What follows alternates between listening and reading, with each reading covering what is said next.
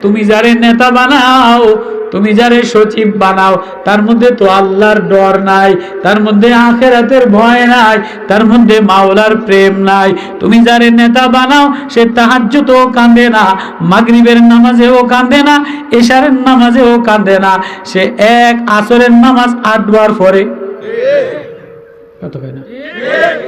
আসরের নামাজ এই মসজিদেও পড়ছে, ওই মসজিদেও পড়ছে, ওই মসজিদেও পড়ছে, ওই মাঠেও পড়ছে, ওই মাঠেও পড়ছে। কেউ স্যার আপনি আসরের নামাজ কয়, এটা কি আসল নামাজ? এটা তো নির্বাচনী নামাজ। আছে না নাই?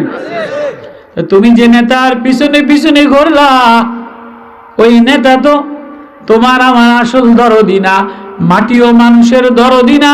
মাটিও মানুষের দরদি যদি হইতো তাহলে গরিবের বন্ধুর রাস্তা ভাঙা হইতো না, গরিবের ঘরে দিয়া পানি পড়তো না, আর তোমার দেশের সম্পদ পাচার কইরা বিদেশে তুমি বাড়ি করতা না। এই যে যারা নেতা হয়ে যাবে, গত টার্মে যারা 16 বছর নেতাগিরি করছে, প্রত্যেকে পয়সা চুরি করে বিদেশে পাচার করছে, কি করে নাই?